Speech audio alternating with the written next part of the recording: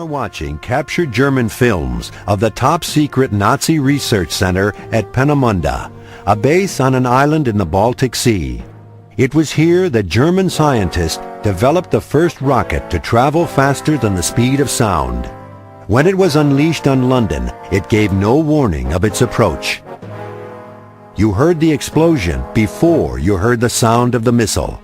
The results were devastating. Leading the German research was Wernher von Braun, a scientist whose passion about space exploration was exploited by the Nazis. Years later, von Braun would work for NASA on the Apollo missions, but now his focus was on London.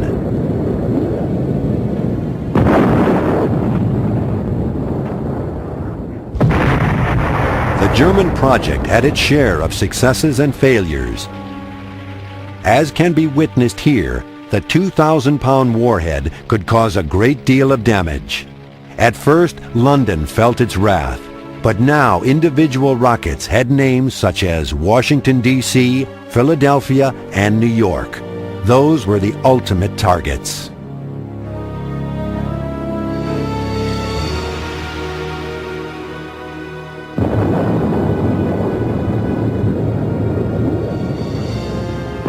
It was only a matter of time before the range of the rockets would be extended from across the English Channel to across the Atlantic. But Allied bombing combined with the loss of launching sites in Western Europe following the D-Day invasion doomed Germany's chance to maximize the use of these weapons of terror.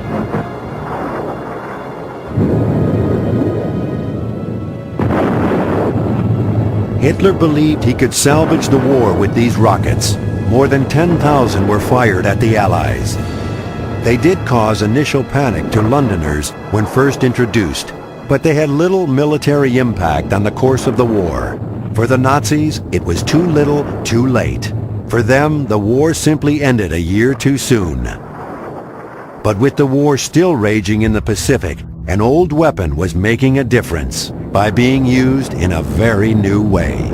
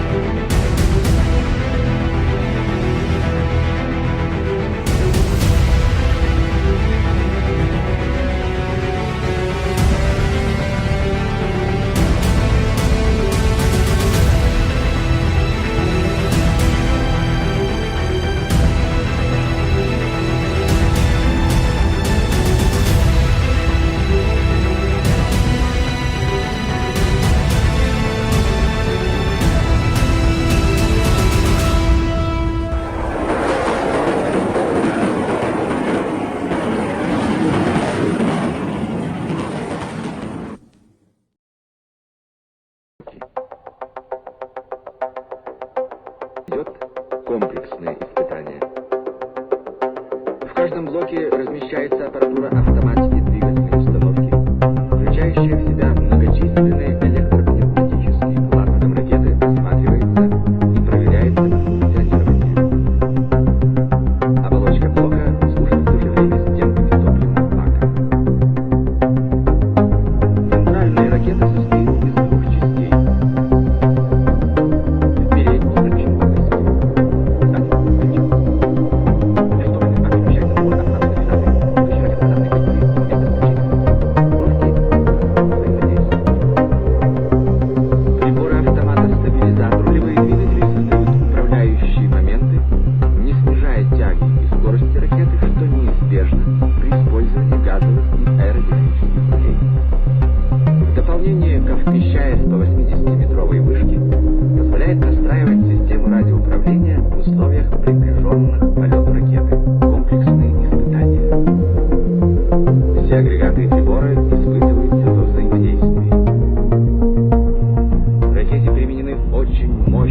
двигатель, отвлеченный приборы наименьшего веса и объема, а тонкая оболочка ракеты, служащая стенками топливных баков, также уменьшает.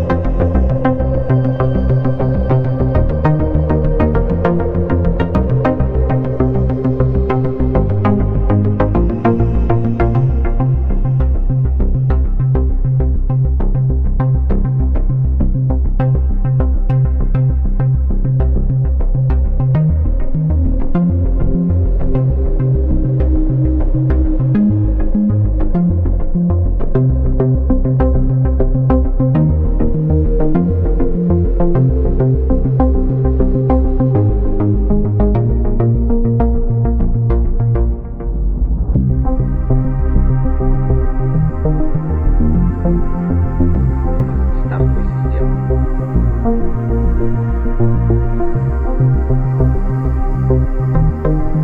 Симметрично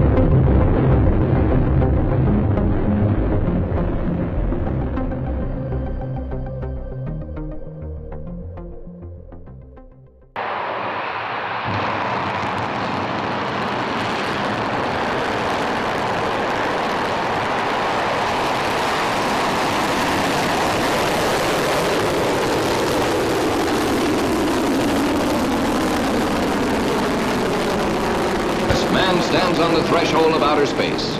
It's the biggest story of the year, possibly the #1 story of the century. This launching of the Russian satellite, which brings into the realm of possibility all those wild science fiction stories of interplanetary travel. Watch it. It's fascinating. This animation is a graphic portrayal of how a satellite operates. This story of the Russian satellite burst upon a startled world early in October. Russia announcing she had shot a man-made moon 560 miles into space, where it was circling the Earth at the dizzy speed of 18,000 miles per hour. It sent its familiar beep-beep back to Earth, was tracked by radio and by sight as it hurtled across the heavens.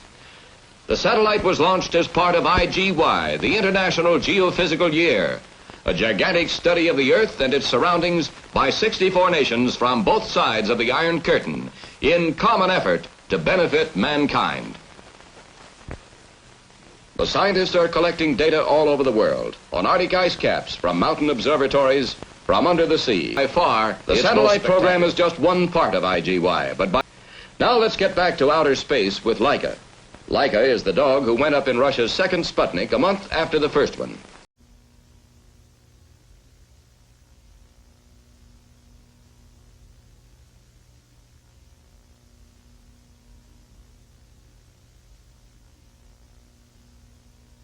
At any rate, it's one of the dogs that Russia has been experimenting with, and in this Russian film you see him actually being shot into space, ventures into a rocket for a journey to outer space.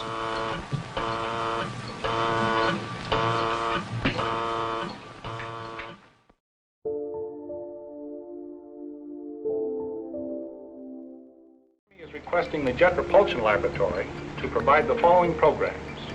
First, the additional high-speed propulsion systems required.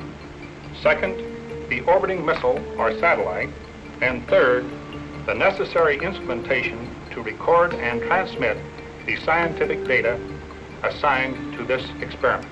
The necessary circuits for the impact microphone, which will detect the collisions with meteorite particles, and a Geiger counter to measure cosmic ray intensity.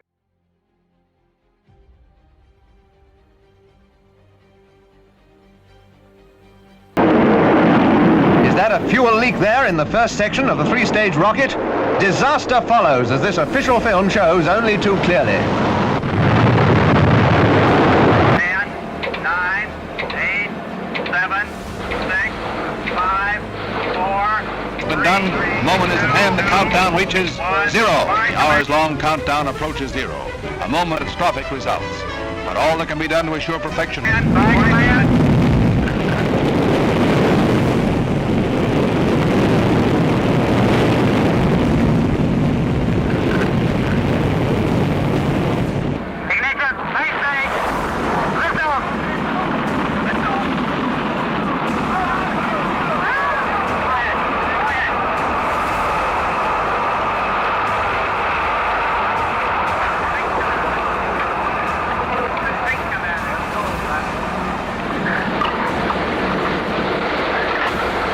The United States edition of Sputnik was made at a press conference with leaders of the scientific teams.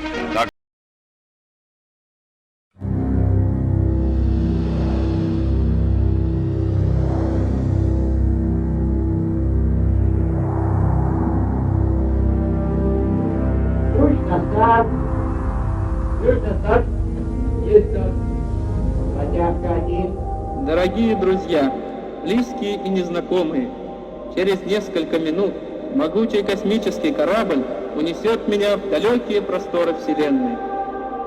Вся моя жизнь кажется мне сейчас одним прекрасным мгновением. Все, что прожито, что сделано прежде, было прожито и сделано ради этой минуты.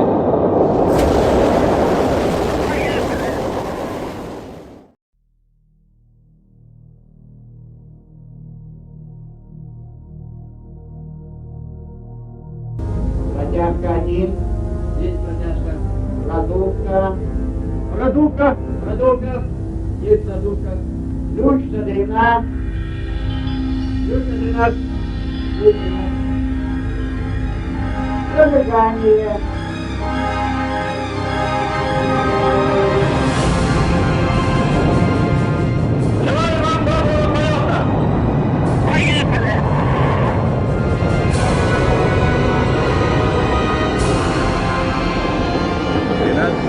Апреля 1951 года в Советском Союзе выведен на орбиту вокруг Земли первый в мире космический корабль «Спутник Восток» с человеком на борту.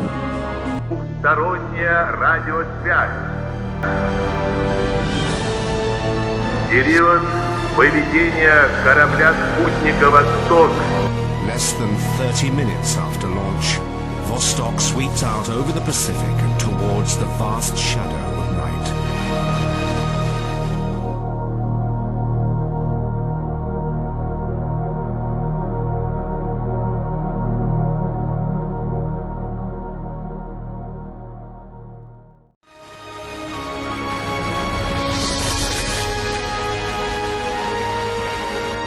Soon, Gagarin is orbiting above a sleeping America. Final moment, the heat of re-entry had burnt through the cables and the Vostok had broken free of the service module.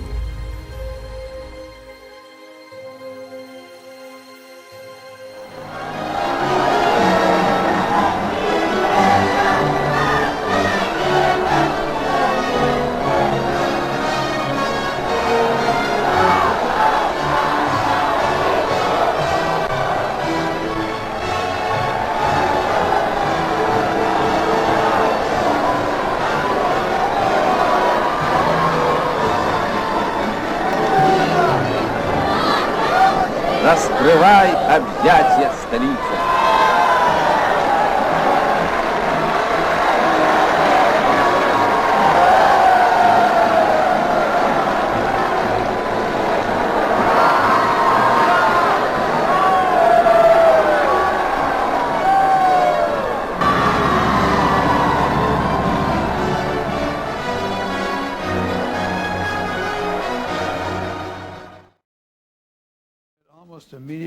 afterwards feeling sorry for my buddies, because there they were. I mean, they were trying just as hard as I was. Could possibly do.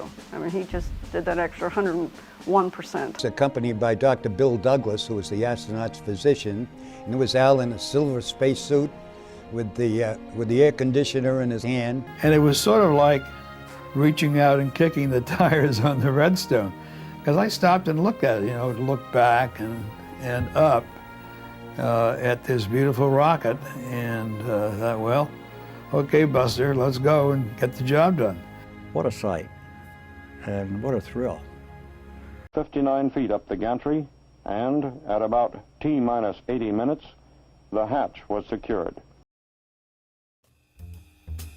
Almost every flight has delays. You expect them.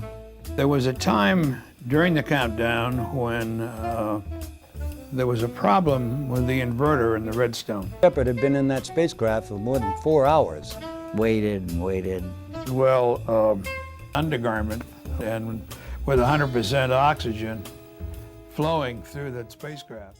We were ready to fly, and we were ready to help him.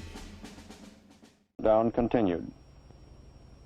Years of training, months of trial runs, days of tests, and hours as countless millions watched and listened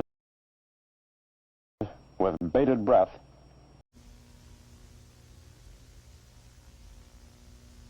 T-minus 10, 9, 8, 7, 6, 5, 4, 3, 2, 1, 0. Ignition. Liftoff. Liftoff. And 34 minutes after the hour.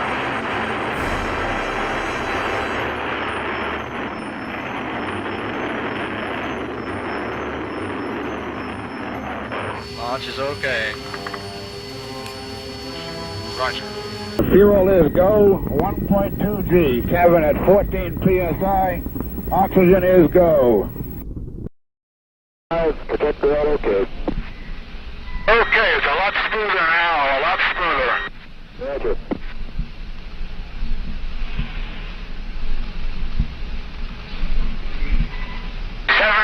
Fuel is go, 4G, 5.5 cabin. Pitch 18 degrees, altitude 365,000. Roger, 2G, cabin holding.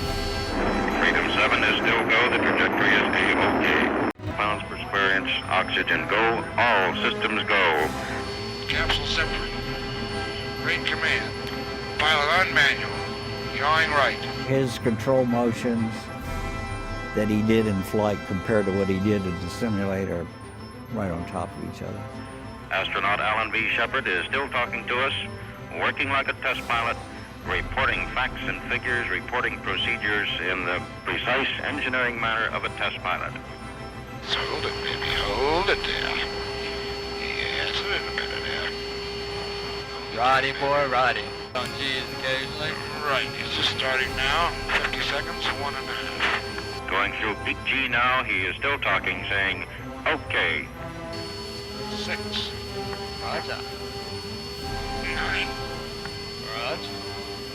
13.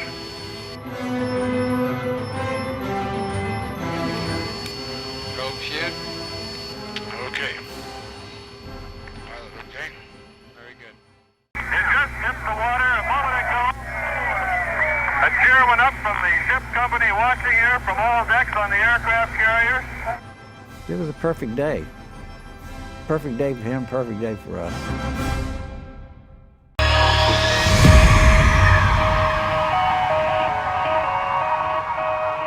Not discuss the reason for those orders with anyone, even our wives.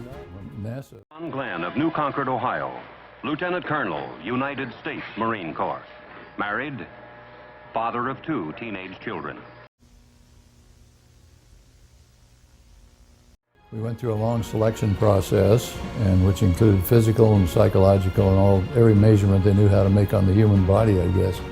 So when we finally came down on, we were finally selected. We were very happy to be there. It was the end-all, be-all for me.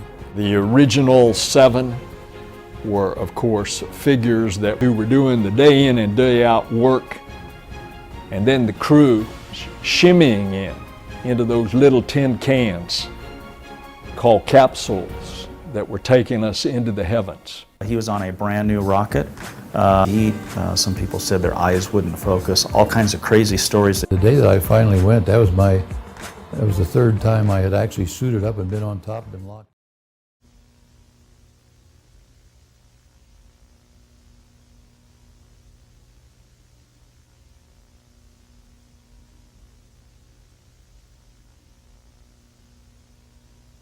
Contemplating great thoughts, and I think it's more likely you're in there. Roger, the clock is operating. We're underway. You're loud and clear. Roger, we're programming and roll okay. Godspeed.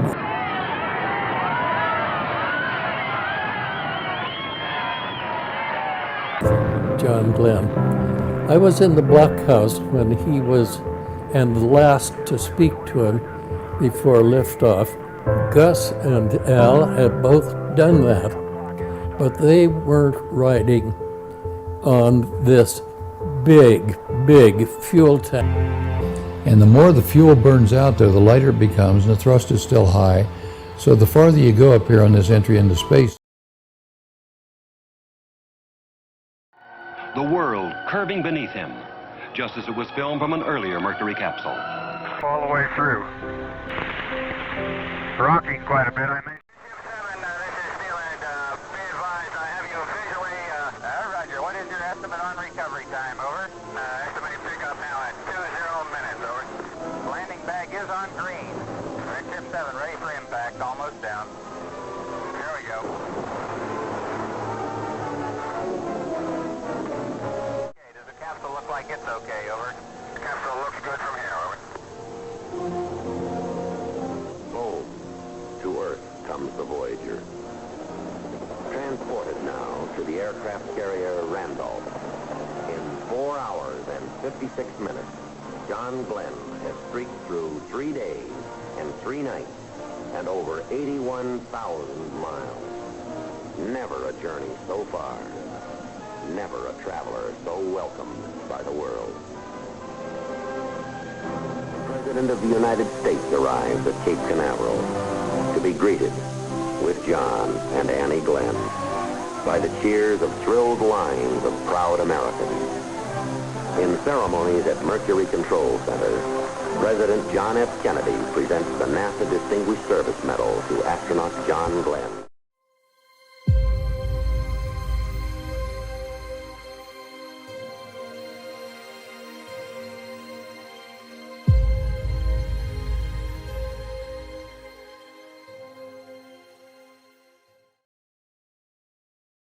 Ladies and gentlemen, the President of the United States.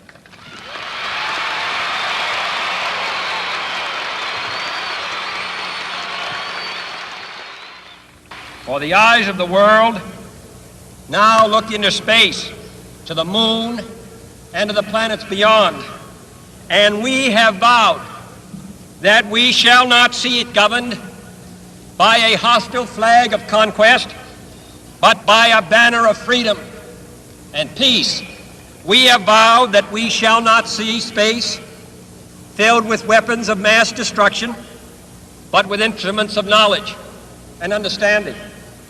Yet the vows of this nation can only be fulfilled if we in this nation are first, and therefore we intend to be first.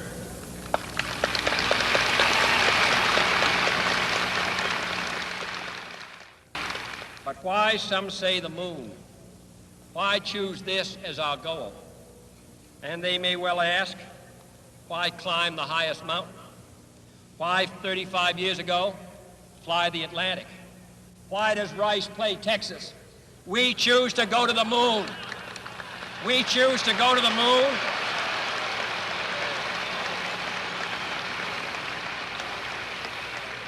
We choose to go to the moon in this decade and do the other things, not because they are easy, but because they are hard. Because that goal will serve to organize and measure the best of our energies and skills, because that challenge is one that we're willing to accept, one we are unwilling to postpone, and one we intend to win, and the others too.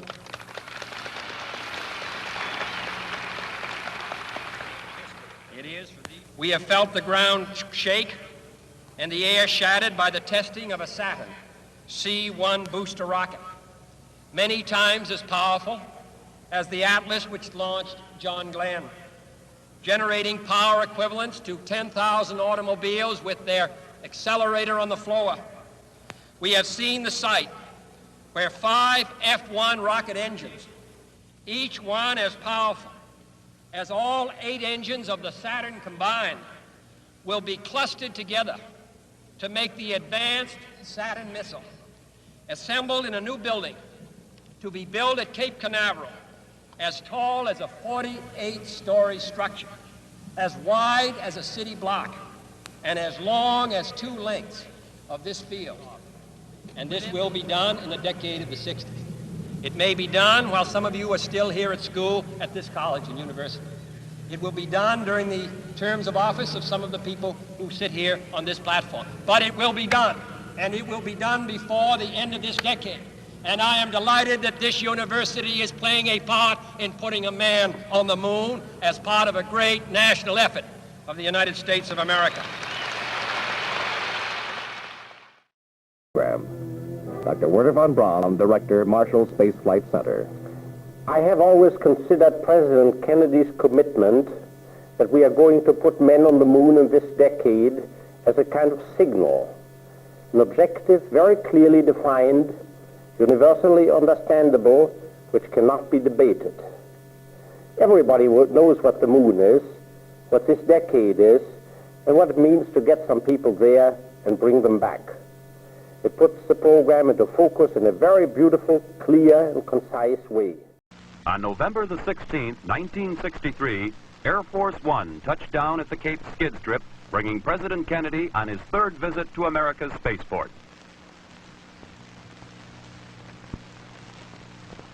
He was welcomed by Major General Leighton I. Davis, commander of the Air Force Missile Test Center, NASA Administrator James Webb, and NASA Launch Operations Center Director Kurt Debus. The President moved out quickly on his whirlwind tour, stopping outside the Saturn Blockhouse on Complex 37 for a Project Gemini briefing by Air Force astronauts Cooper and Grissom. After another briefing inside the Blockhouse on Project Apollo, the President and his party, which included Florida's Senator Smathers, drove to the base of the giant Saturn. Saturn will carry an American crew to the moon in this decade, a goal established by the young president shortly after he took office in 1961. The president then boarded a nearby helicopter for an aerial tour of the space launch areas and a 30-mile flight to the USS Observation Island.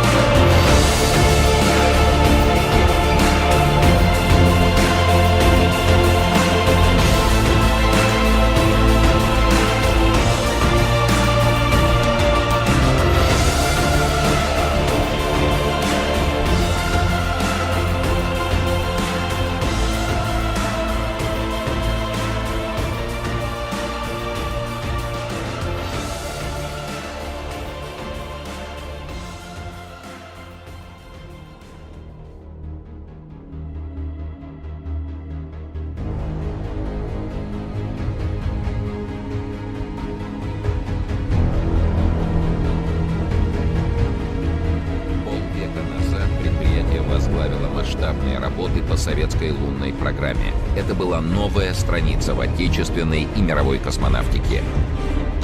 Сергей Павлович Королёв мечтал о полетах не только к Луне. Реализована экспедиция на Марс. Никто из нас в этом не сомневается. Лунные пилотируемые комплексы Л-1 и Н-1Л-3.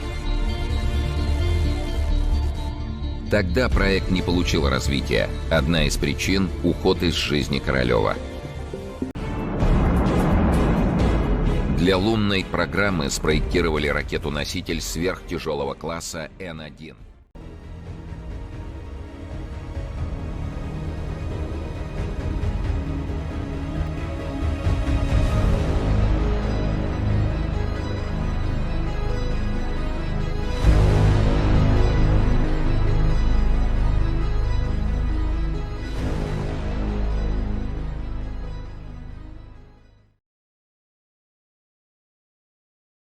Suit up and train in the mission simulator, a mock-up of the inside of the lunar lander. Another film shot hours later shows them practicing how to unload equipment from the lunar lander. Armstrong uses a specially built scoop to show how they will collect lunar dust and rocks. And with cameras in hand, they practice how to shoot video in space and how to unfurl the reflector arrays that will help them measure moonquakes. It is June 16, 1969, and here is astronaut Neil Armstrong practicing how to fly the Eagle, the lunar lander that brought them to the surface of the moon. With NASA officials and the press anxiously watching, Armstrong fires the booster rockets, hovers in the air, and brings the Eagle back down. To train for the weightlessness of the moon, the astronauts go underwater in giant tanks at the Johnson Space Center. Here, Neil Armstrong practices walking and climbing up the lunar lander. And all three astronauts also rode in NASA's so-called Vomit Comet. The plane flew parabolic flights that gave the astronauts the sensation of weightlessness and often the feeling of queasiness that went with it. And it showed them how the heavy equipment they would carry on the surface of the moon would be manageable.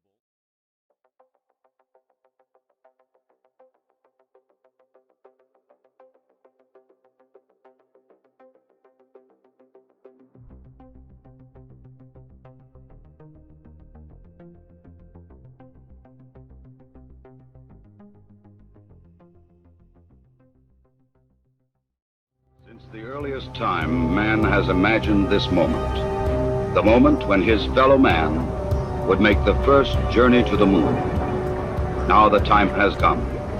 In the 6th decade of the 20th century, the ancient dream was to become a reality.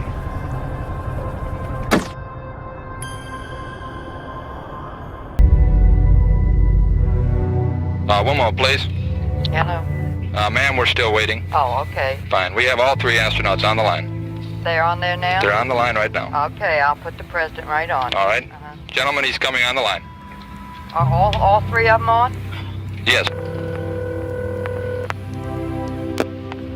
Hello. We're ready with the astronauts, sir. Yes. There you are. Hello. Good evening, sir. Hello. Is this Neil Armstrong? Yes, sir, it is. Are the other fellows there? Or they're on the line. Are they on the line? And this is Colonel Collins and Colonel Aldrin? Yes, sir. Colonel Collins here, sir. Right. Colonel Aldrin's here. Right. Well, tell me, how's your spirit?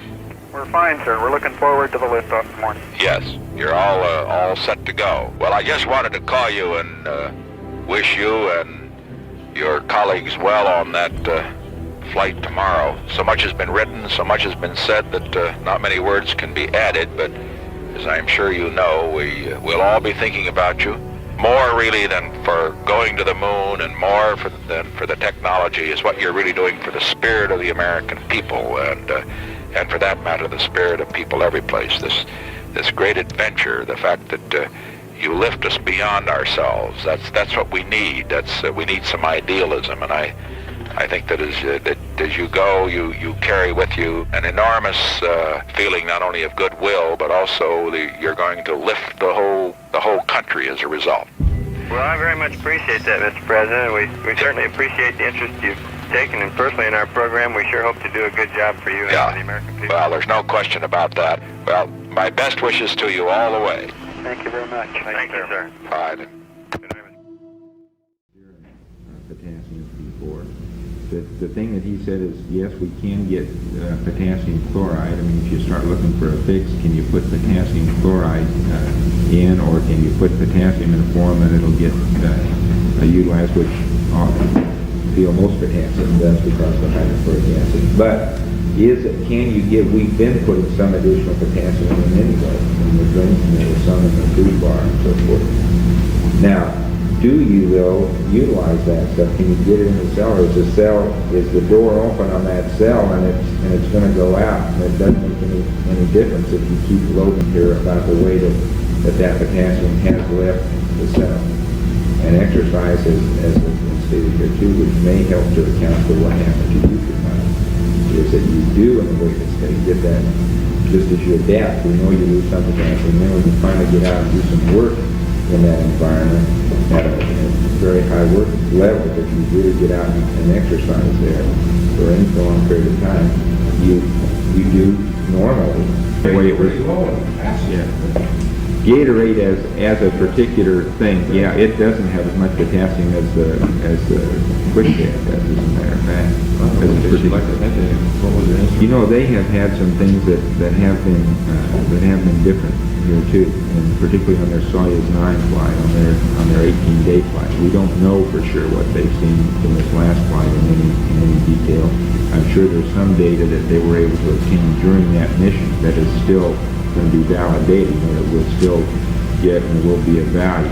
It's going to, where they have been pretty clear publicly, amazingly, about the status of those crewmen, and they really were unable to get out of the spacecraft without some assistance. They had some wire coming, but he had that they had for a period of almost 10 days talk with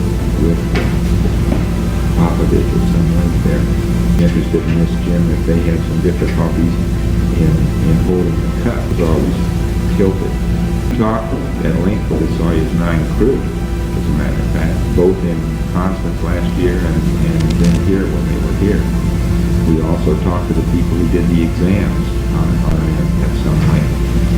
And again, it's very hard to piece all of these things together, but they did have, there's no question about it, they had changes which were far more severe than anything we've seen. Now, the situation that we're in, and their cosmonauts, strangely enough, I don't know if Tom has talked to you, but Tom, what's happened with you guys is much more. Now, the thing that... What degree? Well, not about probably maybe somewhere in a, I don't know, it's hard to say, a third or a half, something like that. Not anything to the same degree that they had. And being erect, they had very, very marked. You know much about their internal physiological responses, such as potassium and blood cell mass and all? We're going to be put in this position. Dave and I talked about this a long time, the first of the week, let's say. I haven't seen, personally, I have not seen any evidence of that from any sources. Now, I spent the other evening, the night that I was in North, I spent with George Lowe, and I spent about 4 hours with him out of the town. He said, he sent this to you. And the proper thing that, okay, we were getting it out, but we weren't, it wasn't played up. Thank you very much. No, it'll be a good one. 3 minutes, 25 seconds and counting. We're still go at this time. We'll be coming up in the automatic sequence about 10 or 15 seconds from this time. All still go at this time. Firing command coming in now. We are on the automatic sequence. We're approaching the 3-minute mark in the count. 2 minutes, 30 seconds and counting. We'll still go on Apollo 11 at this time. 2 minutes, 10 seconds and counting. The target for the Apollo 11 astronauts, the moon at liftoff, will be at a distance of 218,096 miles away. We just passed the 2-minute mark in the countdown. T-minus 1 minute, 54 seconds and counting. Our status board indicates that the oxidizer tanks in the second and third stages now have pressurized. We continue to build up pressure in all 3 stages here at the last minute to prepare it for liftoff. The Apollo mission, flight to land first men on the moon. All indications coming in to the control center at this time indicate we are at go. 1 minute, 25 seconds and counting. Our status board indicates the third stage completely pressurized. Neil Armstrong just reported back. It's been a real smooth countdown. We passed the 50-second mark. Power transfer is complete. We're on internal power with the launch vehicle at this time. Astronauts report it feels good. T-minus 25 seconds. 20 seconds and counting. T-minus 15 seconds. Guidance is internal. 12, 11, 10, 9. Ignition sequence start. 6, 5, 4, 3, 2, 1, 0. All engine running.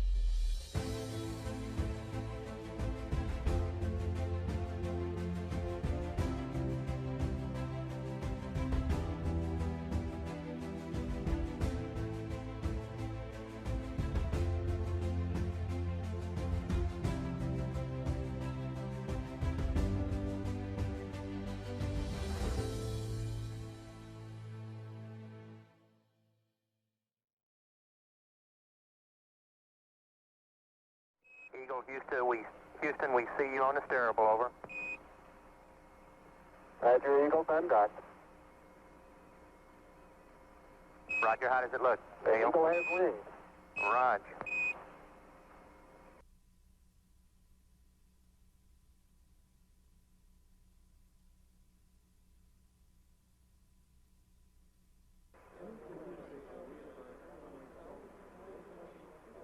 Okay, all flight controllers, go for landing. Retro. Go. Fido. Go. Guidance. Go. Control. Go. Telcom. Go. GNC. Go. Ecom. Go. Surgeon. Go. Capcom, we're go for landing. Altitude 4,200. Houston, you're a go for landing, over.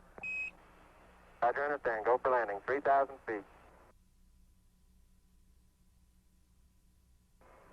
You're looking great. How you doing, Control? We look good here, Fido. How about you, Telcom? Go. Guidance, you happy? Go. Fido. Go. 2,000 feet. 2,000 feet. Into the ag. 47 degrees. Roger. 47 degrees. Still looking very good. Your go. Top alarm. 1201. 1201. Roger, 1201 alarm. 1201 alarm. Same type, we're go, flight. Okay, we're go. We're go. Same type, we're go. Altitude 1,600. Eagle looking great. Roger, 1202, we copy it. 35 degrees. 750. Coming down to 23. 540 feet and at 15. 1050 feet down at 4. Altitude, velocity, light. 3.5 down. 220 feet. 5 and forward, coming down nicely. 200 feet. 4.5 down. 5.5 down. 100 feet. 3.5 down. 9 forward. Okay, 75 feet. Car's looking good. Down a half. 6 forward. 60 seconds. Lights on. Forward. Forward. 40 feet down, 2.5. Picking up some dust. Straight shadow. 4 forward, drift into the right a little. 30 seconds. Forward, just. Contact light. Okay, engine stop. We copy you down, Eagle. Houston, Tranquility Base here. The Eagle has landed.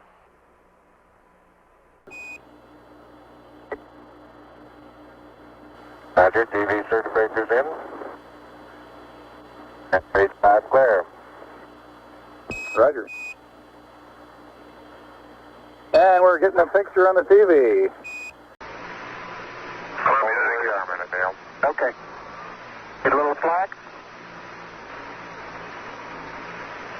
Neil Armstrong on the porch at 109 hours, 19 minutes, 16 seconds.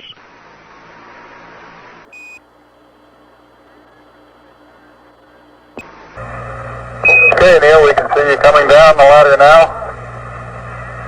I'm at the foot of the ladder. The LEM footbeds are only depressed in the surface about 1 or 2 inches. I'm going to step off the LEM now.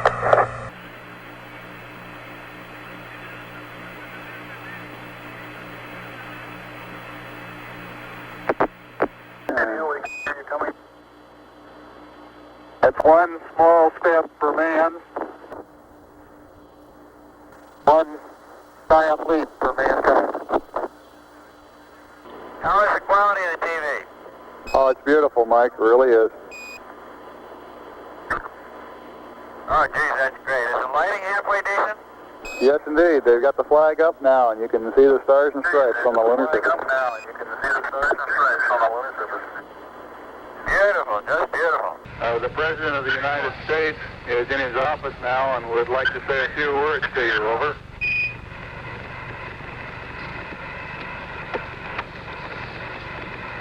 That would be an honor. Go ahead, Mr. President. This is Houston out. Hello, Neil and Buzz. I'm talking to you by telephone from the Oval Room at the White House. And this certainly has to be the most historic telephone call ever made from the White House. I just can't tell you how proud we all are of what you have done. For every American, this has to be the proudest day of our lives. And for people all over the world, I am sure that they too join with Americans in recognizing what an immense feat this is. Because of what you have done, the heavens have become a part of man's world.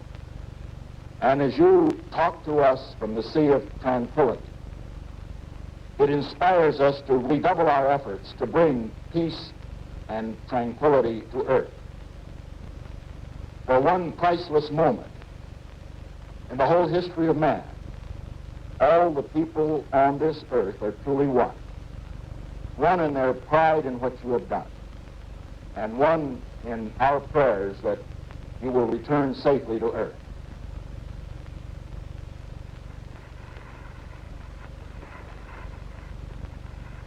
Thank you, Mr. President. It's a great honor and privilege for us to be here representing not only the United States, but men of peace of all nations, and with interest and a curiosity and with a vision for the future. Honor for us to be able to participate here today. And thank you very much, and I look forward, all of us look forward to seeing you on the Hornet on Thursday.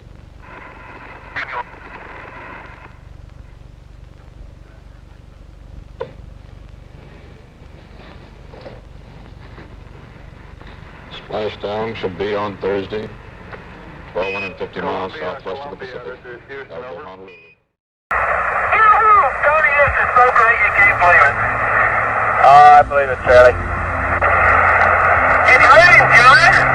Okay, let's go, would you, Charlie? You got all your steering. It's great. Oh, this is going to be some kind of different ride.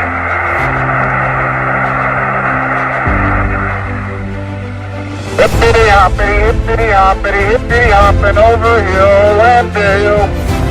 Da da da da da da da da da da da da. Hippity hopping along.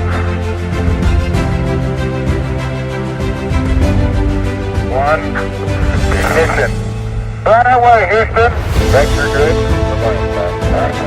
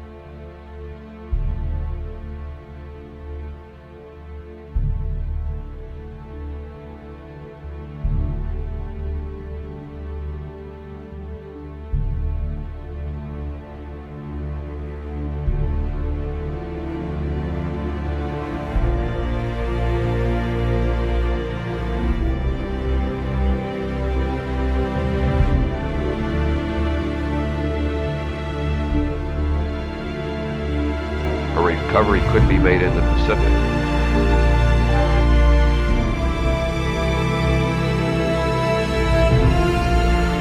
President Nixon arrived from USS Arlington. It was greeted by Admiral McCain and the traditional side boys. With the President were Secretary of State Rogers, Dr. Kissinger, Colonel Frank Borman, and many other notables from his staff, plus a large press contingent.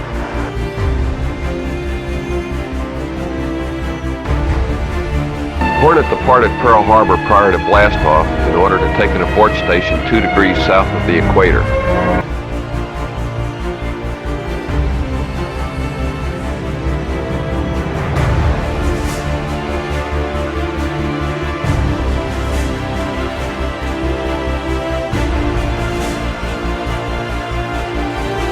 Velocity 33,000 feet per second. 35,000 feet per second now. 36,000 feet per second. We're at entry time. There's blackout.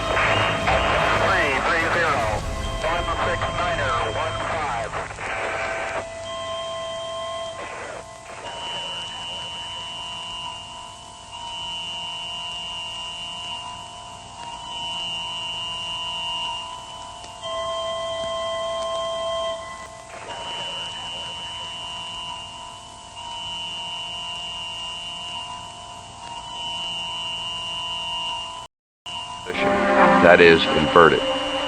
Helicopter stood by, was sighted by a helicopter as it came through the clouds.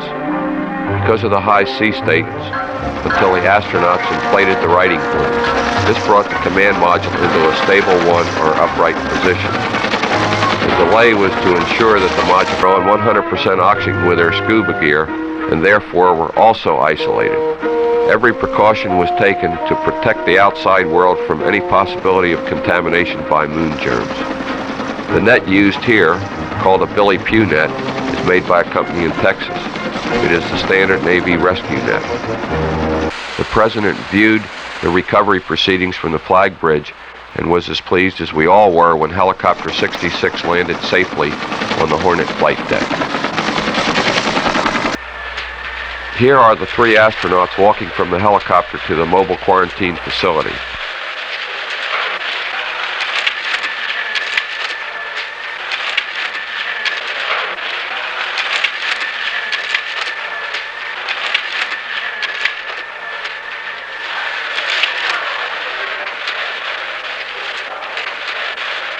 Completed their preliminary physicals and been declared in the best of health, and Hangar Bay decontamination certified. The President and his party came down to greet them. President Nixon waving to the astronauts. The curtains have been drawn, and there they are in the rear window. President signaling for applause from the crowd. Astronauts gather in the window. Neil, Buzz, and Mike, I was thinking as you know, as you came down, and we knew it was a success, and it had only been 8 days, that this is the greatest week in the history of the world since the creation. Frank Borman says you're a little younger by reason of having going into space. Is that right? Do you feel that way, a little younger? We're a lot younger than Frank Borman.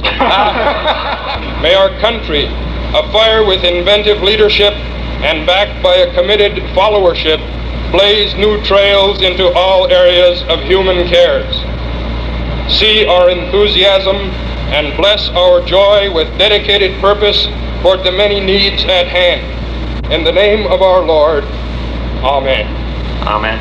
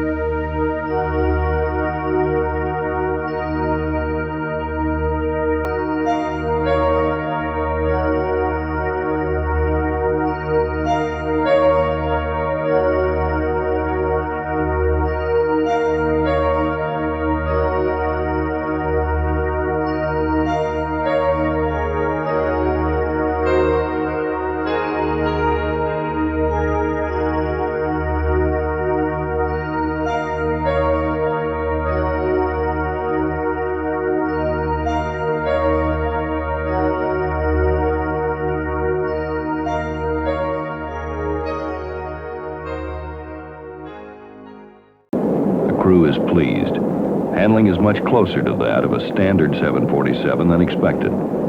Subsequent captive inert flights check for stability and control problems and accomplish flutter tests. Flutter is a term for high-frequency oscillation, which can build up in aircraft parts, causing structural failure. The orbiter's position atop the carrier aircraft changes the normal airflow around the 747 tail, reducing stability and causing tail buffet. For this reason, special fins, resembling outriggers, have been added to the horizontal stabilizer to restore directional stability. A tail cone fitted to the orbiter and covering its three main engines allows it to be carried higher while reducing 747 tail buffeting.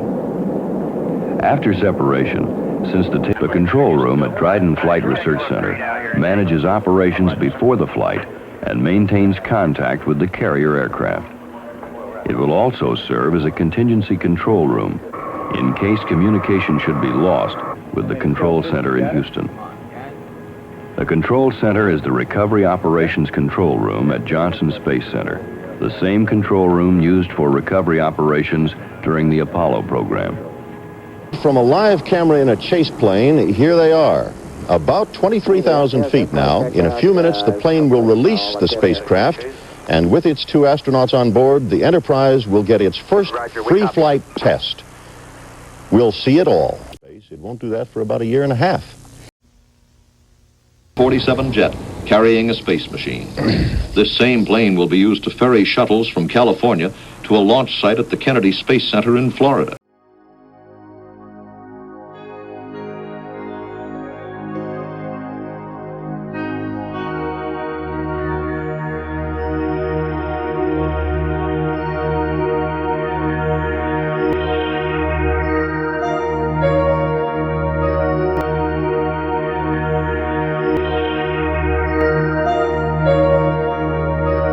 Launch ready. Take one, There they go. They have separation.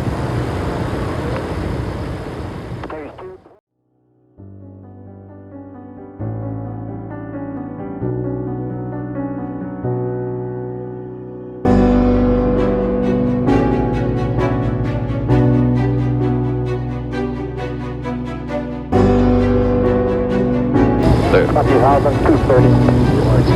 Fullerton's flying now.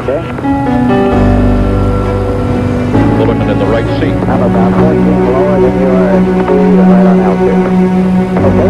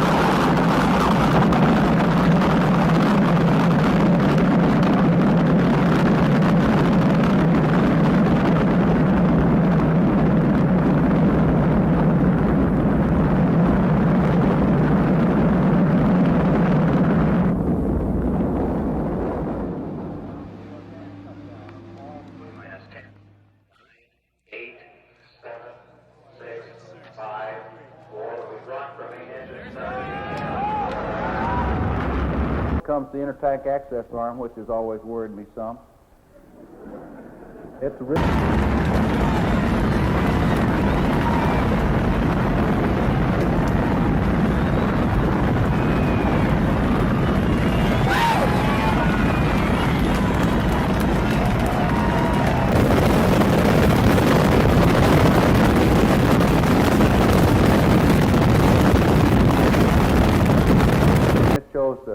The vehicle speed picking up. It's probably about ready to go supersonic right now, almost going.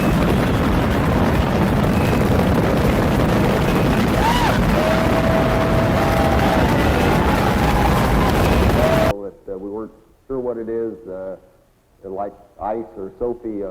That's the stuff on the external tank that they're still analyzing. I believe that tail is about 750 feet long, and maybe you can see it.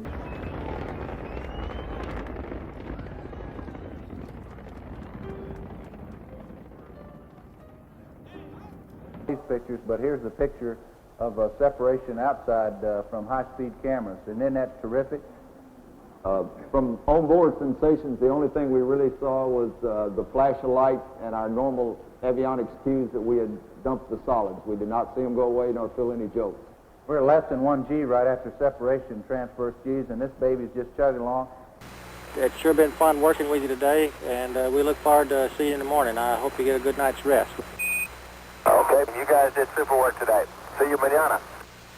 Roger, thank you. See you tomorrow, guys. The thing about it is you don't really go flying around. You need to move a little bit slowly, otherwise you'll end up banging into something, but there's no problem controlling yourself any place you want to go. Try that. Try that. And so we're moving 6 times faster than we would in the real world. 12 times maybe, yeah. Mach 18.5, and you really see those clouds go by even in the real world, but it's not quite this fast.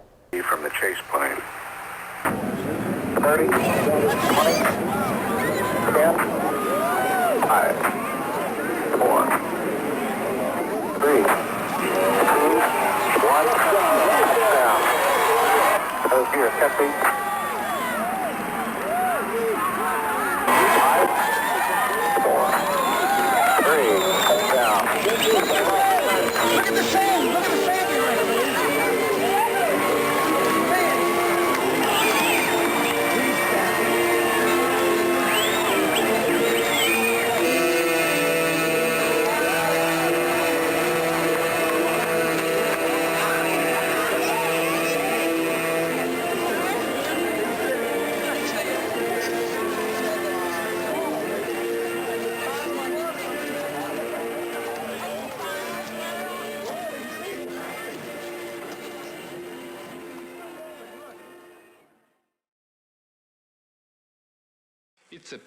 Baïkonour, Kazakhstan, l'un des 2 nouveaux pas de tir Energia Buran.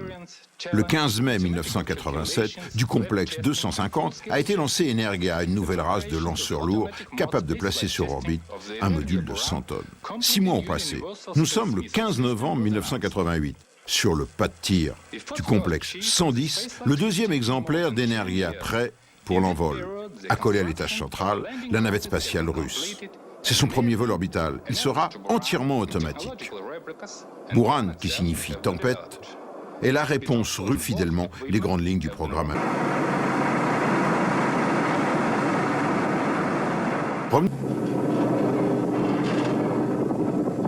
C'est à un ancien bombardier M4 Bison qu'est revenu l'honneur de convoyer Buran jusqu'à la base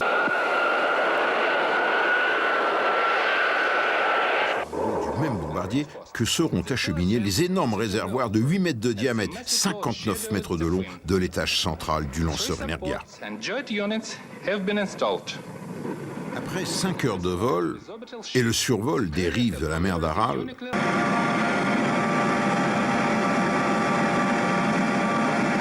quand on voit ces images, on ne peut que penser à celles tournées dans le désert de Mojave par les Américains lorsqu'ils juchaient leur navette sur le dos du 747 pour la ramener à Cap Kennedy. Le bâtiment d'intégration, le MIC.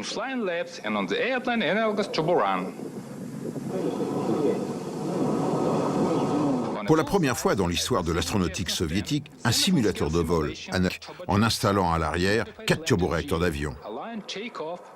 But de l'opération, étudier le comportement en vol de la navette durant la phase finale de son retour sur Terre, c'est-à-dire dans le régime subsonique.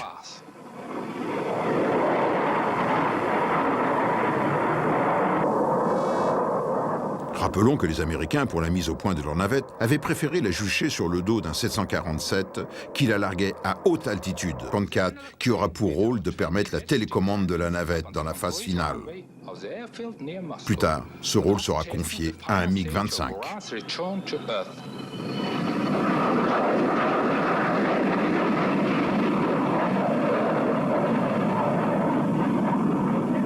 Nous sommes maintenant en octobre 1988. Buran est prête pour son premier vol spatial. Elle est acheminée vers le bâtiment d'assemblage MiG-112. Un monstre. Il mesure 342 mètres de long, 254 mètres de large et peut intégrer en même temps 4 navettes. C'est là que Buran est fixé sur le côté du lanceur Energia, puis acheminé vers le pas de tir situé à 5 km de là.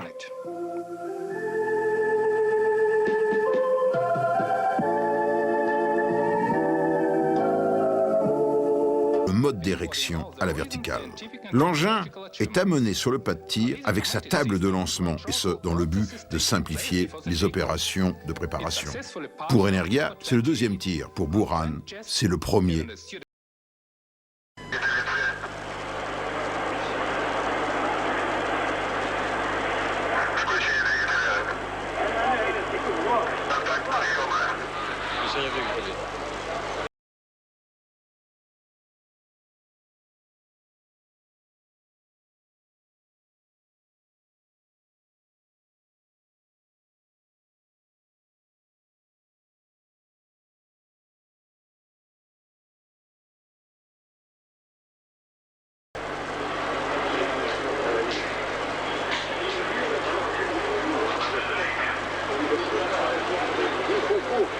Dans l'aube naissante, on a pu filmer le spectaculaire décollage. 8 minutes plus tard, Buran est largué à 160 km d'altitude.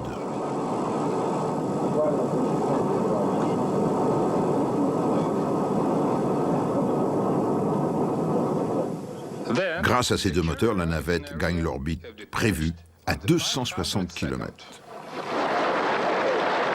C'est un sans faute.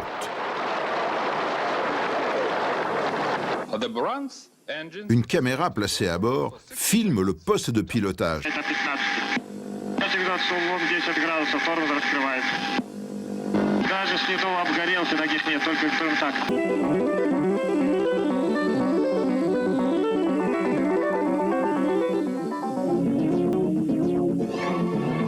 Formidable réussite. Belle démonstration du savoir-faire des Russes, mais 7 ans après les Américains.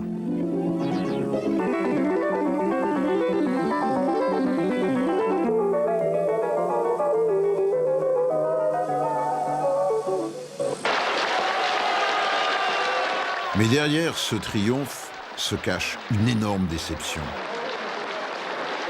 Le 30 juin 1993, faute de crédit et surtout de volonté politique, le programme énergitaire de ces techniciens.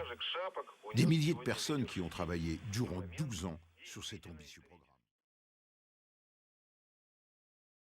Tonight, I am directing NASA to develop a permanently manned space station and to do it within a decade.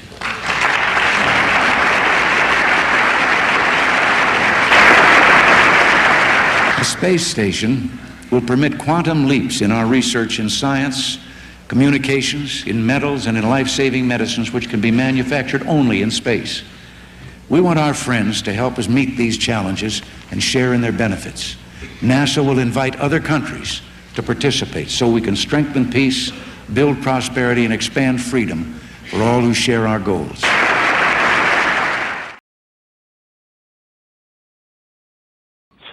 Coming up on main engine start. When they light that fuse.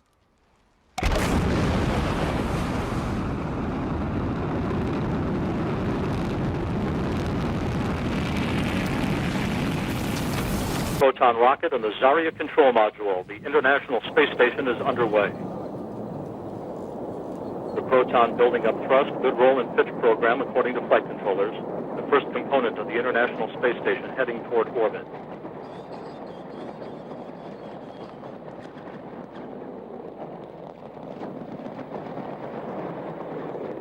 Seconds into the flight.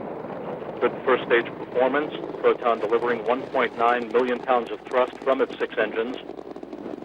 And first stage measures 68 feet in length, 24 feet in diameter as it burns for the first 2 minutes and 6 seconds of the flight.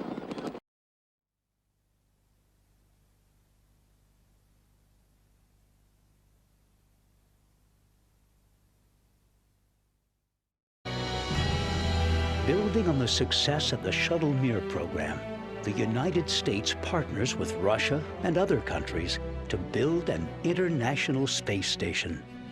The first U.S. module, Unity, is loaded onto the Shuttle Endeavour.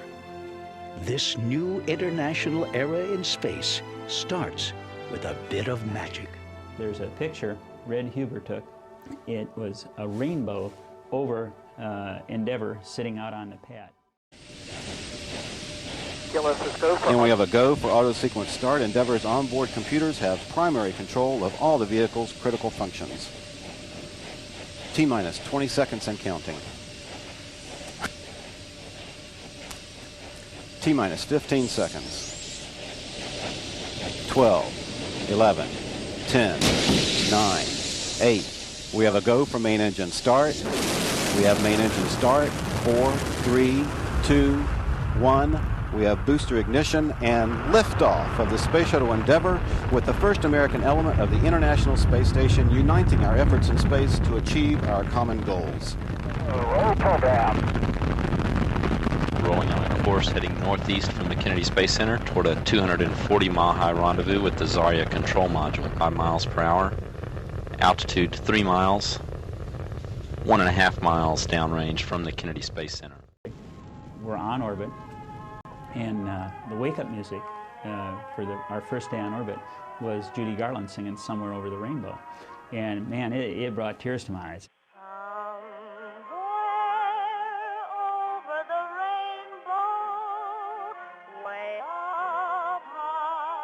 And I always tell folks, somewhere over the rainbow, dreams come true, because we launched over that rainbow that night, and that was a dream flight, and everything went absolutely perfect.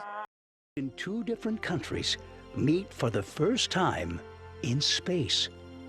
The shuttle robot arm does the heavy lifting, and a series of spacewalks finishes the job of connecting them together.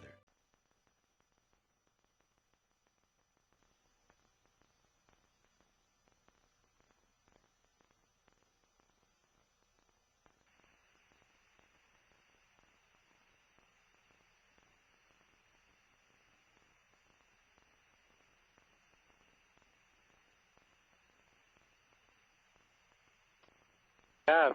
Good cutoff. Yep, good cutoff. Ball I rounds see are closed. good residuals. I agree. Endeavor, good burn, no trim required. Okay, they're open, the talkback's open. Last feeds, 4 of them closed, talkback closed. Okay, 4 were closed, the talkbacks are closed. RCS, select lowest. Okay. That's the overhead. That's the left and center. Okay, well, I want you guys to be able to see. Oh yeah, I can see just fine. All right. What a light show. What a... Roger that.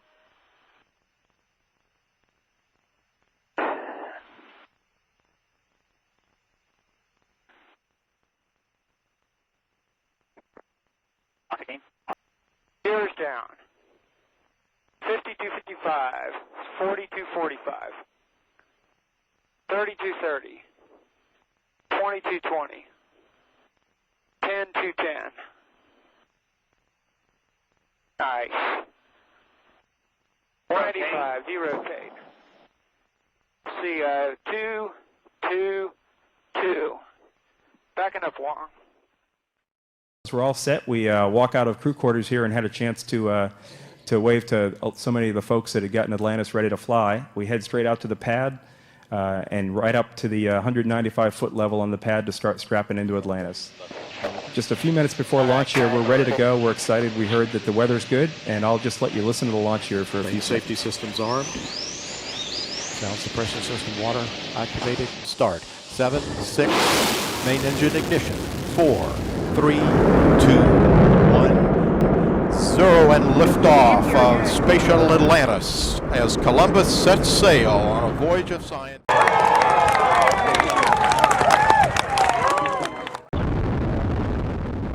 Roger, roll, Atlantis. Columbus weighs anchor from its port in Florida. Atlantis on the proper alignment, heads down, wings level for the 8.5-minute ride to orbit, taking aim on the International Space Station for docking on Saturday. Soon we'll throttle back to 72% of rated performance, going in the bucket, reducing the stress on the shuttle as it breaks through the sound barrier. Atlantis, go at throttle up. Atlantis copies, go at throttle up. The throttle up call acknowledged by Commander Steve Frick, joined on the flight deck by pilot Alan Poindexter, Rex Walheim, and Leland Melvin. Seated down on the middeck are Stan Love and Hans Schlegel and Leopold Aarts of the European Space Agency. Aarts hitching a ride to his new home on the International Space Station. The engines and jettison the external tank. You'll see it come off here in just a second, and the reaction control jets on the orbiter push us away and get us safely clear. We do a small burn and push out in front so we can get some pictures of it. The glow you see is actually just the plasma around the orbiter, since we're going 17,000 miles an hour, and we're still in just a little bit of the atmosphere here as we climb away. And there's some video Leland shot. At the same time, Hans was shooting high-resolution still images. That's the last propellant venting out of the external tank as it heads for the Indian Ocean. Here we are crossing the coast of Peru, just south of Lima, and getting ready to start the rendezvous pitch maneuver, which is a maneuver that allows the station crew to image the underside of the orbiter for any thermal protection system damage. Steve's at the controls here, and once this is complete, we fly out in front of the station, out to a distance of about 300 feet, and come down the velocity vector of the space station. This is a view of the space station rising in the aft window of the flight deck during the rendezvous pitch maneuver. Steve is controlling the orbiter to a tolerance of about 3 inches on these two huge vehicles traveling at 17,000 miles per hour. We get contact and capture of the space station, and congratulations on a job well done to the commander for just a great job of flying. We got the hatches open, and Flight Day 3 was also Peggy's birthday. We brought her a big module for her birthday present. The inside of Node 2 is a big, beautiful, bright place. Guided into the airlock very carefully. Then they close the hatch of the airlock, and we can get all the air out of there and then open the door and go outside and work. And here you see a picture when I opened the hatch for the first time on the first spacewalk, and right below me is the Swiss Alps. It was just a spectacular sight, and had a chance to look for a few seconds, and then it was go on outside and get to work. We use these high-tech power tools here to tighten and loosen bolts. And then here's a picture of Stan grabbing what's called the grapple fixture that we're going to put onto Columbus, putting one of those panels back on while I'm working there in the foreground. You also have sun visors when it's sunny at daytime, and then you can put them up when your friends say, hey, look at me. And so get to wave to them at the... and then I'm getting a nice ride with the new nitrogen tank, and they're going to drive me up to the space station so I can install it. And it's a great ride on the robot arm. They drive you really smoothly and take you right to where you need to go. And we have to do a lot of equipment out there, thermal protective covers, handrails. It took us EVA 2 and EVA 3 to do that. It's the favorite pastime of an EVA once he has a couple seconds just to enjoy the view to Earth. He installed UTEF, European Technology Exposure Facility. This big module, this research laboratory out of the bay and attached to the space station. We're now moving it to the right of the shuttle, and we're configuring it. This is a view out of the aft window the guys were looking at as we were installing it. And now we're reconfiguring the arm to allow it to line up perfectly so we can pull it in to Node 2. So that's a lot of reconfiguration. And now here we go. We're going into the Node 2 to berth it. A little more motion. We're getting there. Beautiful views of the ground as we go by. One little more snug, and we're there. Columbus installed. We had completed our work at the space station, and it was a bittersweet time. We had to say goodbye to the station crew. And it was a beautiful day, and we got some great views of Columbus with both external payloads and all the equipment attached. Space station is just an absolutely incredible site, and it's very, very large. And it's just breathtaking to see it flying with the Earth in the background. We suit up in our orange suits, the same ones we wore for launch. Only this time there's no ground crew to help us, so we have to do it all ourselves. This is me helping to strap in the crew on the flight deck as they get ready now to do the deorbit burn. There's a small adjustment to our orbit, which will bring us skimming into the Earth's atmosphere, where we'll begin bleeding off the enormous speed that we got while all those rockets were burning during launch. They'll bring the shuttle speed down to a reasonable 200 knots for landing. This is a view out the overhead windows. What you're seeing there, that pulsing flame, is our several hundred-mile long plasma trail that comes out behind the shuttle as we're entering the atmosphere and bleeding off all that speed. Okay, so with those twin sonic booms that they always hear at the Kennedy Space Center when an orbiter's coming home, we're headed back. The weather was beautiful at Florida, just a high cloud deck here, which you'll see we'll pop through this cloud deck, and as soon as we come out of it, the runway will be right there in front of us, right where it's supposed to be. It was Dex and I had done these kind of approaches between the two of us a couple thousand times, and it was great to see that the orbiter flew just like our practiced vehicles. Dex was talking me down through this the whole time, telling me where I was, where I needed to go, and the orbiter was flying great. If you're looking in the pilot's view on the left, it was nice to know that our families were right there on the left side of the runway watching us as we went by, and they said they could see us in the windows as we were coming into land.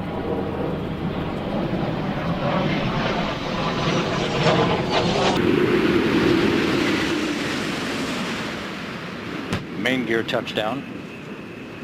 Poindexter now deploying the drag chute.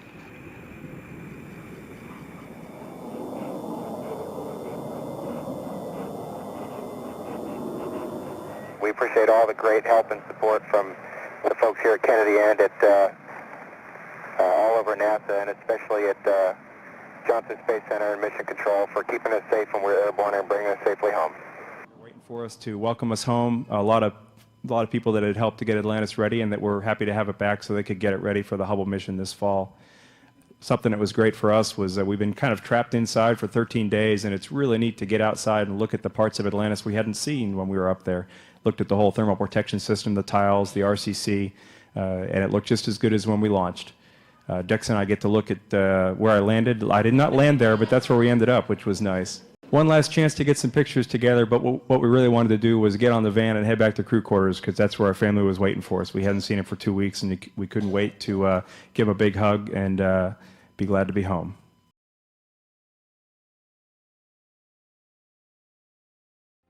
We arrived down at the Kennedy Space Center about 4 days before launch. This is us getting suited up. See how happy everybody else is. It's really a great day to go out to the launch pad. Big crowd there, which we always like to see. And then we climb into the Airstream and take the 5-mile trip out to the pad. Helicopter escort, he's there to make sure we don't turn around. We get out of the pad, and there's really nobody else out there except us. Suit techs, a few of them, firefighters to help us out, and then we climb in. It's about 3 hours before we lift off is when we start to get strapped in, a little bit before that. Karen's saying, do I look fat in this suit? TLS is go for main engine start. 6 seconds, main engine start. 3 coming up. 3, 2, 3 to 100, hang on. Booster ignition. Auto 2, Liftoff. auto Shuttle 2, Discovery. auto. Bate Kudasai. I see 3 at 104, I see a command and a roll. Houston, Discovery, roll program. I am LVLH. LVLH. Roger roll, Discovery. Roger roll, Discovery. Houston now controlling the flight of Discovery, a man-made device. 3 at 104. Spectacle. Discovery, Houston, go with throttle up. Roger, go at throttle up. Alright. Everything's looking good. There's 90 seconds. Thank you. A little bit. Convert. Slowing down. That's a good control. Give me dose. Dump's going. Looks good to me. I see the dump. Very good. Battery's coming down. I like that. Engine's looking good. You have 3 people on the flight deck. Need to do a big high five. 90 seconds to me, go. Alright. Oh, there's me go. T3 lights. Yep. ET7. Yep. I'm going off calm. So there we were. We just took the most thrilling ride of our life, but we had a lot of work in front of us. We had to turn our rocket ship into a spaceship. We're saying goodbye to the tank there. We had a lot of work to do. There was no time to have any fun. No time to take pictures or snack on an apple. In reality, though, we had a long way to go to catch up to space station, about a million miles or so. Here's Mark doing a rendezvous burn very precisely because we have a long way to go. And as we get closer, we see our goal. There's space station, and she's beautiful. At sunrise there coming up, first time we see all the beautiful colors. Here's Karen keeping us in line. And we show up underneath space station. She's huge. We're about 600 feet below her. And Mark leans over to me and he says the words that any person on an airplane doesn't want to hear. Initiating RPM 3, 2, 1, mark. He says, watch this. And he pulls back on the stick and says, I'm going to do a loop. Okay. He'd get fired if he did that without telling anybody. So this is our little maneuver to look at the belly of the heat shield of Discovery. And it turned out she was in perfect condition, so we were happy for our ride home. We had a lot of work to go. And here comes the rest of Rendezvous. We're getting in here at about 20 feet, a couple of minutes to docking.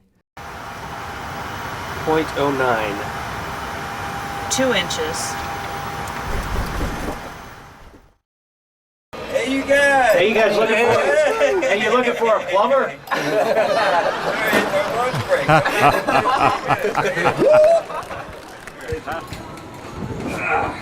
Sergey, how are you? Good. Hey, you guys. Great to see you. Hey, Ronnie, look back real quick. Okay, after we get the hatches open, we all start heading on board.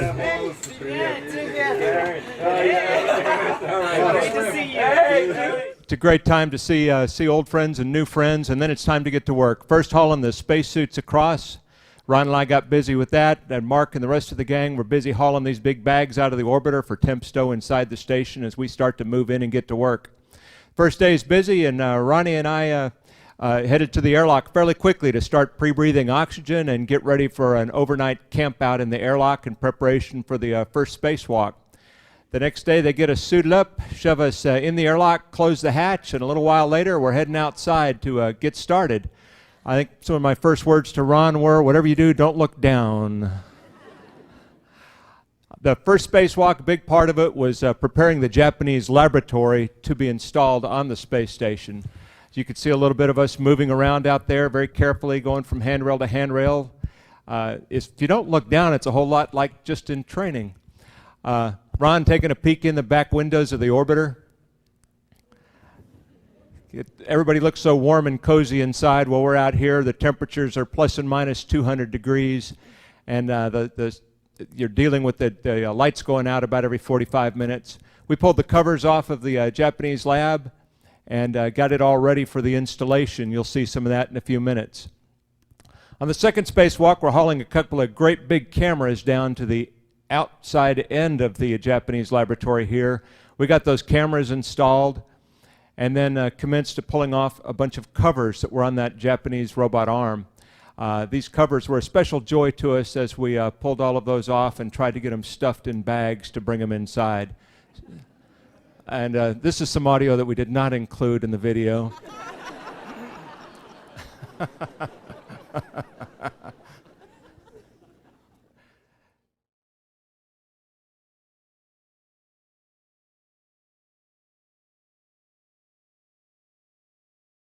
Our spacewalks, we are on our way back in now.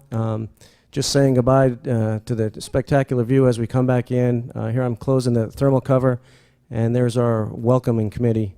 Things we had to do was pick up the inspection boom that STS-123 left behind. We couldn't take it with us because of the size of the Japanese module in our payload bay. So we picked that up, and one of the main goals, of course, of our mission was to install the Japanese lab. And here you see Aki is gently pulling it out of the payload bay. And then we started a very, very slow maneuver of this gigantic module. It's the biggest that's on station so far at over 32,000 pounds. The maneuver, obviously, with such a big mass, had to go quite slow. It was about an hour of maneuver, but it was some great views while we did that. And of course, as we attached it onto the space station, it was a great day for the people in Japan. Another thing we needed to do with the robotic arm was move the logistics module. This is another piece that STS-123 brought up, and they had it temp stowed. So we slowly guided it over to its final resting position on top of the Japanese laboratory. We also had the opportunity to work on the new arm that is actually at the end of the Japanese lab. Aki and I worked together to check it out and get it ready for folks to use in the future. We had the opportunity to do a number of press conferences, which was a great opportunity for people on Earth to talk to us and ask us questions and for us to share our experiences with them. The station is an awesome place to work. As you can see, it's quite spacious, and it's probably the only place in or out of this world where it's actually fun getting around, this much fun that can turn you into a kid again. And as busy as we were, we had some time to get together and have some dinner, and we had a guest there, our 11th crew member. But now it's time to say goodbye, and we had to leave Greg Shamitoff on board, and Garrett come with us back to Earth.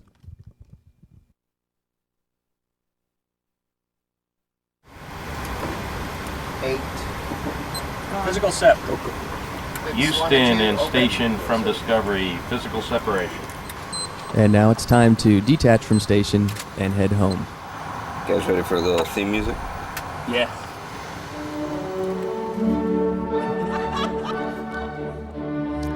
And it's This music is actually for real. Garrett pulled this out and started rolling this in the cockpit, and it was a true surreal moment. It was a point in the mission where a lot of the stress of all the EVAs and the robotics and the assembly and all the tasks that we had trained for a long time, it was all behind us, and we could actually really, really enjoy the moment.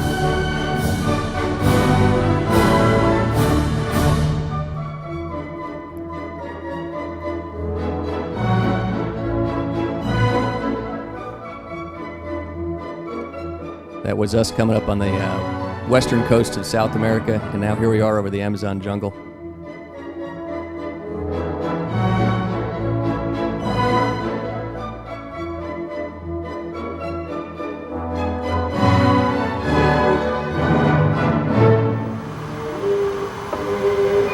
This is great music. Nice choice. Thanks. And then there we are alone again. Karen's was a little more of an issue, more like a main. There's a Hawk making one more batch of scrambled. So now it's time to get ready to come home. We have to turn our spaceship into an airplane. We're all really busy up on the flight deck getting ready to come back. And so here we are entering the atmosphere, and you can tell out the window here it's pretty hot, about 5,000 degrees out there. Gravity's starting to set in here. That was us slowing down from Mach 25 to Mach 1. We're gliding all the way from over the Indian Ocean, more or less, back home. Houston, Discovery, runways in sight. About 10 times steeper than an airliner. Roger, runway in sight, Discovery. Fortunately, our runway is 15,000 feet long. There you go. 200 knots. There you go. Touchdown, 195. Beautiful. Parachute slows us down. I don't know what they're congratulating each other for. A couple hours later, get to walk around the vehicle and then head back to crew quarters to see your families. 10, 9, 8, 7, 6, 5, 4, 3, 2, 1, 0. Ignition. Liftoff of the Falcon 9 and Crew Dragon. Go NASA, go SpaceX, Godspeed, Bob and Doug. America has launched. And so rises a new era of American spaceflight, and with it the ambitions of a new generation continuing the dream. 20 seconds into flight, stage 1 propulsion is nominal.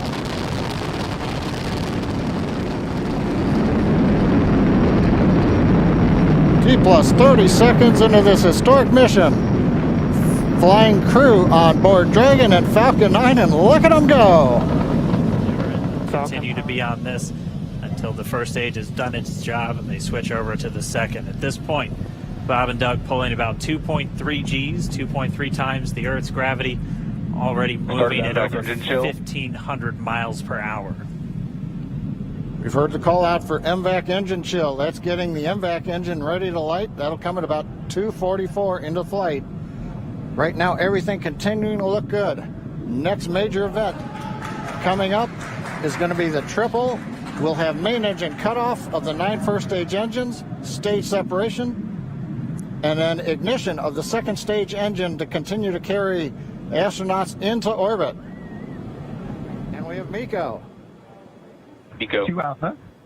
Falcon stage separation confirmed. Copy, 2 Alpha. MVAC ignition.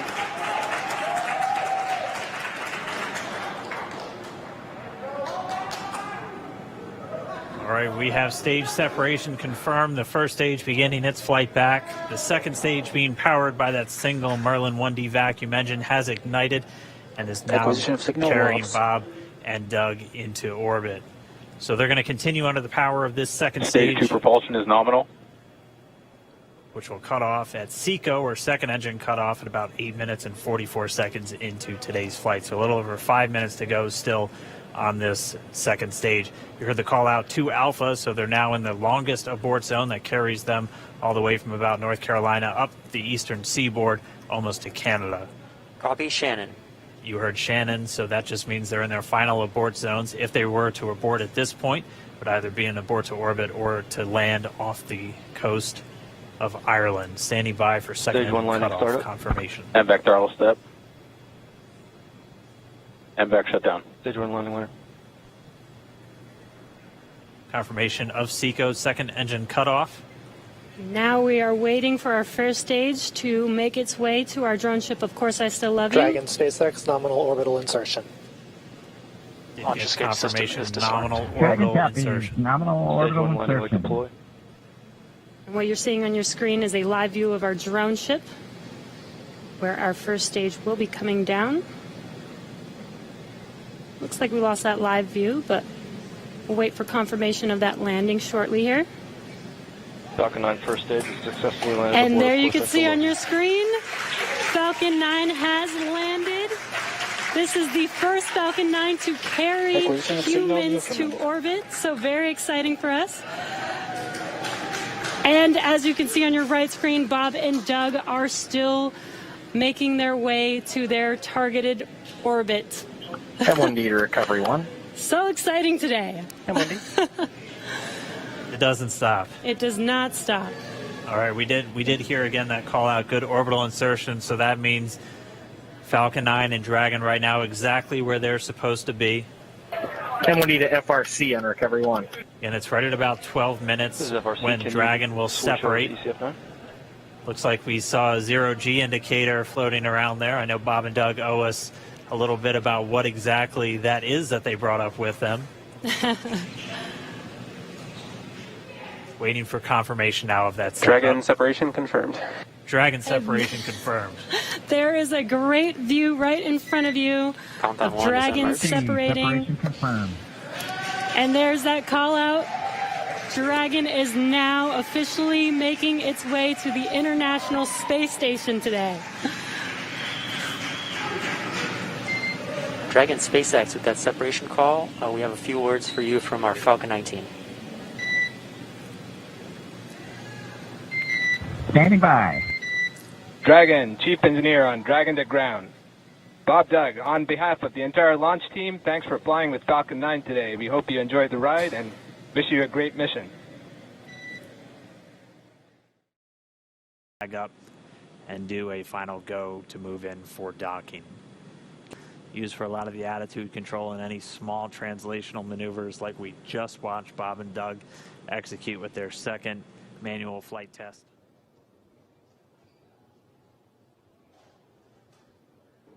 And it looks like we might be about a minute away from sunset. So we should be hearing that call that they're ready to proceed. Again, there's no rush. And there's also no need for the crew to fly Dragon. This is all happening autonomously. Docking adapter on node 2. Kate Rubin standing by on the International Space Station, monitoring their approach. Very slow right now. Both Dragon and the International Space Station are traveling about 17,500 miles an hour over Earth right now. Both about 262 statute miles over the planet.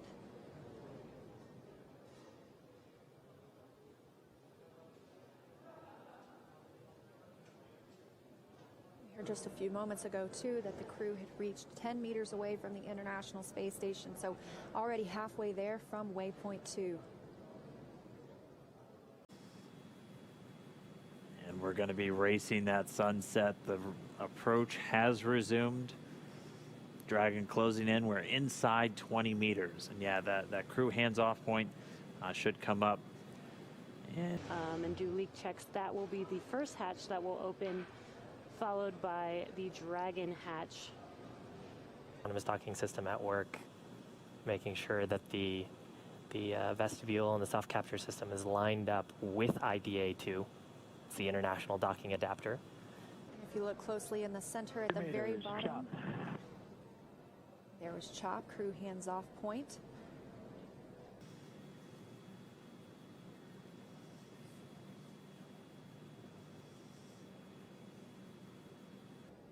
Standing by for contact.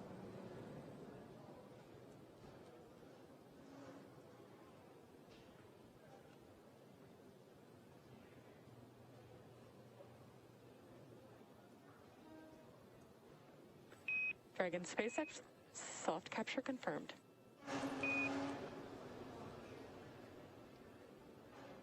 Dragon copies, and we see the same.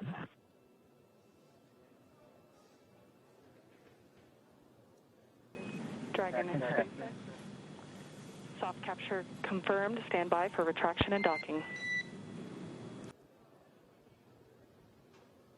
As you heard that call out, soft capture is now complete.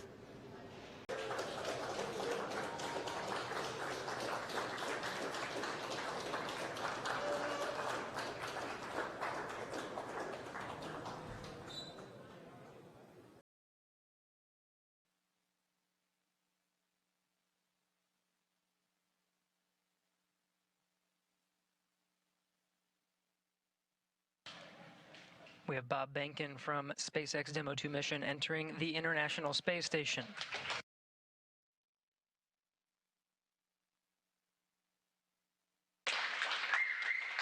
Followed by Doug Hurley.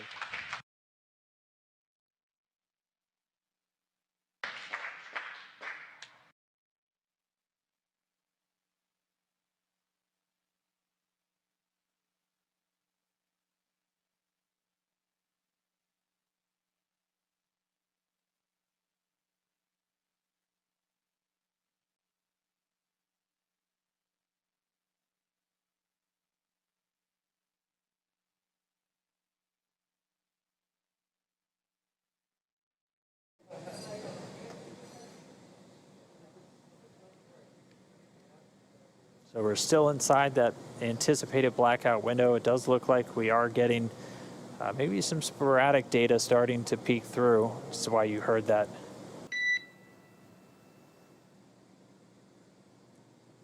So the expected.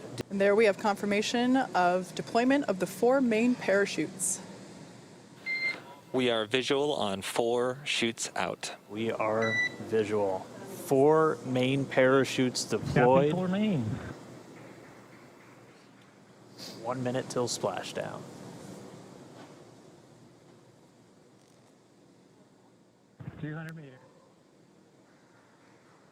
Splashdown. As you can see on your screen, we have visual confirmation for splashdown. SpaceX copies and concurs. We see splashdown and mains cut. Dragon Endeavour has returned home. NASA astronauts Bob and Doug. On behalf of the SpaceX and NASA teams, welcome back to planet Earth, and thanks for flying SpaceX.